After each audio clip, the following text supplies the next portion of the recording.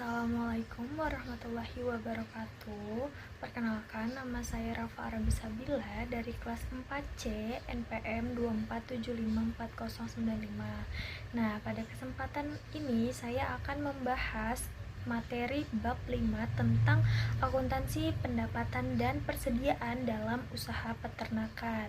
Nah, dalam usaha peternakan, pendapatan dan persediaan itu merupakan bagian yang sangat penting karena menjadi tahap akhir dari proses transformasi biologis yang telah berlangsung selama masa pemeliharaan ternak. Nah, setelah ternak itu menghasilkan produk seperti telur, susu, atau daging, maka perusahaan itu akan memperoleh manfaat ekonomi melalui penjualan produk tersebut. Nah, oleh karena itu, pencatatan persediaan dan pengakuan pendapatan harus dilakukan sesuai dengan standar akuntansi agar laporan keuangan yang dihasilkan itu relevan, andal, dan dapat digunakan dalam pengambilan keputusan. Nah, pertama-tama kita akan masuk ke pengukuran persediaan pada titik panen. Nah, dalam akuntansi peternakan, persediaan hasil panen tidak diukur menggunakan biaya historis atau biaya perolehan, melainkan menggunakan nilai wajar dikurangi biaya untuk menjual atau fair value less cost to sell. Nah, ketentuan ini itu mengacu pada PSAK 241 tentang agrikultur. Nah, nilai wajar itu merupakan harga yang dapat diperoleh jika produk dijual di pasar kemudian dikurangi dengan biaya yang diperlukan untuk menjual produk tersebut seperti biaya transportasi, distribusi, dan komisi. Nah, pendekatan ini itu digunakan karena mampu mencerminkan nilai ekonomi yang sesungguhnya dari produk agrikultur pada saat panen. Nah, dengan demikian keuntungan atau kerugian yang timbul akibat perubahan nilai biologis itu dapat diakui secara tepat waktu tanpa harus menunggu penjualan itu terjadi. Nah, lanjut kita akan membahas contoh pengukuran persediaan telur. Misalnya peternakan sejahtera itu menghasilkan 10.000 butir telur. Biaya produksi per butirnya itu Rp1.500 dan harga pasar telur saat panen itu misalnya Rp2.000 per butir. Adapun biaya penjualannya sebesar Rp100 per butir. Maka nilai wajar bersih telur adalah Rp1.900 per butir. Nah, nilai persediaan yang diakui sebesar 19 juta, sedangkan biaya produksinya itu hanya 15 juta. Selisih sebesar 4 juta itu diakui sebagai keuntungan biologis, dan jurnalnya itu persediaan telur sebesar 19 juta didebit pada aset biologis atau biaya produksi sebesar 15 juta dan keuntungan nilai wajar sebesar 4 juta dikredit. Nah, jurnal ini itu menunjukkan bahwa hasil panen diakui sebesar nilai wajarnya dan keuntungan biologis itu akan langsung dicatat pada periode tersebut. Nah, lanjut itu ada pengakuan anak sapi sebagai aset biologis. Nah, selain produk agrikultur, dalam usaha peternakan juga terdapat hasil prokreasi berupa kelahiran anak ternak. Misalnya, sebuah peternakan itu memperoleh kelahiran 5 ekor anak sapi. Nah, nilai wajar setiap anak sapi adalah 4 juta dengan biaya penjualan itu 200.000 per ekor. Nah, nilai wajar bersih per ekor itu menjadi 3.800.000. Nah, sehingga total aset biologis yang diakui sebesar 19 juta. Karena anak sapi itu tidak diperoleh melalui pembelian, maka seluruh nilai itu dianggap sebagai keuntungan biologis. Nah, jurnalnya itu aset biologis anak sapi sebesar 19 juta rupiah didebit pada keuntungan nilai wajar sebesar 19 juta dikredit. Nah, pencatatan ini itu menunjukkan bahwa hasil reproduksi ternak dapat meningkatkan nilai aset perusahaan. Nah, lanjut itu ada reklasifikasi aset biologis menjadi persediaan. Nah, ketika hewan ternak itu telah mencapai kondisi siap dijual, maka aset biologis itu harus direklasifikasi menjadi persediaan. Contohnya, misal sapi potong itu memiliki nilai tercatat 750 juta dan nilai wajarnya itu 800 juta. Sebelum reklasifikasi, perusahaan itu harus menyesuaikan nilai aset ke nilai wajarnya, sehingga terdapat keuntungan biologis sebesar 50 juta. Nah, jurnal penyesuaian nilai wajarnya itu aset biologi sebesar 50 juta di debit pada keuntungan nilai wajar sebesar 50 juta di kredit, dan jurnal reklasifikasinya itu persediaan sapi siap jual sebesar 800 juta di debit pada aset biologis sebesar 800 juta di kredit. Dengan demikian, sapi yang siap dipasarkan akan disajikan sebagai persediaan dalam laporan keuangan. Nah, lanjut kita akan membahas tentang kerugian biologis, yang dimana tidak semua perubahan nilai wajar itu menghasilkan keuntungan. Jika harga pasar itu turun, maka perusahaan itu dapat mengalami kerugian biologis. Misalnya, peternakan ayam itu menghasilkan 5.000 butir telur dengan biaya produksi Rp2.000 per butir, tetapi nilai wajar bersihnya itu hanya Rp1.700 per butir.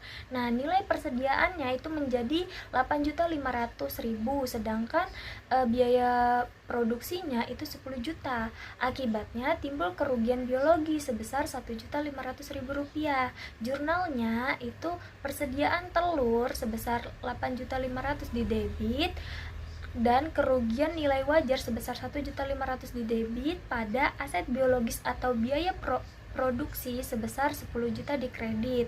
Nah, kerugian ini itu harus langsung diakui dalam laporan laba rugi. Nah, lanjut ada metode penilaian persediaan. Nah, setelah persediaan itu diakui pada nilai wajar, perusahaan itu harus menentukan metode penilaian persediaan itu. Terdapat dua metode yang umum digunakan, yaitu ada FIFO atau first in first out dan rata-rata tertimbang. Nah, pemilihan metode ini itu sangat penting karena akan mempengaruhi harga pokok penjualan, nilai persediaan akhir, serta laba yang dilaporkan perusahaan. Nah, pertama kita akan membahas tentang metode FIFO. Nah, metode FIFO itu mengasumsikan bahwa persediaan yang pertama kali masuk akan digunakan atau dijual terlebih dahulu. Nah, metode ini itu cocok untuk produk yang mudah rusak. Contohnya seperti telur dan susu. Nah, misalnya pembelian pakan sebesar 1.000 kg dengan harga Rp4.000 dan 1.000 kg dengan harga Rp5.000. Jika digunakan sebanyak 1.200 kg, maka biaya yang diakui adalah 5 juta. Jurnalnya, aset biologis atau beban pakan sebesar 5 juta di debit pada persediaan pakan sebesar 5 juta di kredit. Nah, metode FIFO itu biasanya menghasilkan laba yang lebih tinggi ketika harga itu mengalami kenaikan. Nah, yang kedua itu ada metode rata-rata tertimbang.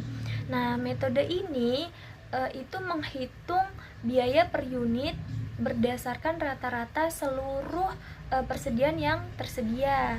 Contohnya misalnya sama. Nah, total biaya pakannya itu kan 9 juta dengan jumlah 2.000 kg, sehingga harga rata-ratanya itu 4.500 per kilogram. Jika digunakan 1.200 kg, biaya pakan yang diakui itu sebesar Rp5.400.000. Jurnalnya, aset biologis atau beban pakan sebesar Rp5.400.000 di debit pada persediaan pakan sebesar Rp5.400.000 di kredit. Nah, metode ini itu menghasilkan biaya yang lebih stabil dan sering digunakan untuk persediaan homogen seperti pakan ternak. Nah, lanjut itu ada perbandingan antara FIFO dan average. Nah, perbedaan metode penilaian persediaan ini itu akan memberikan dampak yang berbeda terhadap laba perusahaan. Nah, dalam kondisi harga yang meningkat, FIFO akan menghasilkan biaya yang lebih rendah sehingga labanya itu tinggi, dan sebaliknya untuk metode rata-rata itu menghasilkan biaya yang lebih besar sehingga labanya itu akan menjadi rendah. Namun ini lebih stabil. Nah, oleh karena itu, perusahaan harus memilih metode yang paling sesuai dan menerapkannya secara konsisten dari periode ke periode. Nah, selanjutnya kita akan membahas tentang pengakuan pendapatan berdasarkan PSAK 115. Nah, pendapatan dalam usaha peternakan itu diatur oleh PSAK 115 tentang pendapatan dari kontrak dengan pelanggan. Nah, pendapatan itu akan diakui ketika perusahaan telah memenuhi kewajiban pelaksanaannya, yaitu ketika kendali atas barang tersebut telah berpindah kepada pelanggan. Nah, PSAK 115 itu memiliki 5 langkah utama, yaitu yang pertama mengidentifikasi kontrak, yang kedua mengidentifikasi kewajiban pelaksanaan, yang ketiga menentukan harga transaksi, yang keempat itu mengalokasikan harga transaksi, dan yang kelima itu mengakui pendapatan ketika kewajiban itu telah dipenuhi. Nah, misal kita akan masuk ke contoh pengakuan pendapatan penjualan susu. Misalnya Makmur Dairy itu menjual 2000 liter susu dengan harga Rp8.000 per liter. Nah, pendapatan yang diperoleh itu sebesar 16 juta rupiah. Walaupun pembayarannya itu diterima 30 hari kemudian, pendapatan tetap diakui pada saat susu itu diserahkan kepada pelanggan. Jurnalnya itu piutang usaha sebesar 16 juta di debit, pada pendapatan penjualan sebesar 16 juta di kredit. Nah, hal ini itu menunjukkan bahwa pengakuan pendapatan itu tidak bergantung pada penerimaan kas, tetapi pada saat perpindahan kendali barang. Selanjutnya kita akan masuk ke contoh penjualan hewan ternak. Nah, dalam penjualan sapi potong, perusahaan itu mengakui pendapatan sekaligus harga pokok penjualannya. Misalnya 20 ekor sapi itu dijual dengan harga 20 juta rupiah per ekor, dan nilai yang tercatat itu sebesar 16 juta per ekor. Nah, pendapatan yang diperoleh itu sebesar 400 juta dan HPP-nya itu sebesar 320 juta rupiah, sehingga laba yang dihasilkan adalah 80 juta rupiah. Nah, adapun jurnal pada saat menerima pendapatan itu kas atau piutang sebesar 400 juta di debit, pada pendapatan penjualan sebesar 400 juta di kredit, dan jurnal HPP-nya itu ada harga pokok penjualan sebesar 320 juta di debit, pada persediaan sapi sebesar 320 juta di kredit. Nah, selanjutnya kita akan masuk ke contoh penjualan produk ternak. Misalnya menjual telur sebanyak 15.000 butir dengan harga Rp2.200 per butir, dan nilai tercatatnya itu Rp1.900 per butir. Nah, pendapatan yang diperoleh itu sebesar 33 juta, HPP-nya sebesar 28.500.000 dan labanya sebesar 4.500.000.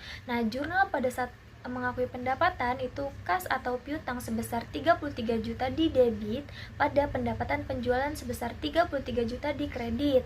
Adapun jurnal HPP-nya yaitu harga pokok penjualan sebesar 28.500.000 di debit, pada persediaan telur sebesar 28.500.000 di kredit. Nah, kesimpulannya akuntansi pendapatan dan persediaan dalam usaha peternakan itu memiliki karakteristik khusus karena berkaitan dengan transformasi biologis. Nah, persediaan hasil panen itu diukur menggunakan nilai wajar dikurangi biaya untuk menjual sesuai dengan PSAK 241. Sedangkan pendapatan diakui itu berdasarkan PSAK 115 ketika kendali barang itu telah berpindah kepada pelanggan. Nah, selain itu, metode penilaian persediaan seperti FIFO dan average itu dapat mempengaruhi biaya produksi dan laba perusahaan. Nah, oleh karena itu, penerapan standar akuntansi yang tepat itu sangat penting agar laporan keuangan itu dapat menggambarkan kondisi ekonomi perusahaan peternakan yang sebenarnya dan akurat. Sekian pemahaman dari saya akhiri. Wassalamualaikum warahmatullahi wabarakatuh.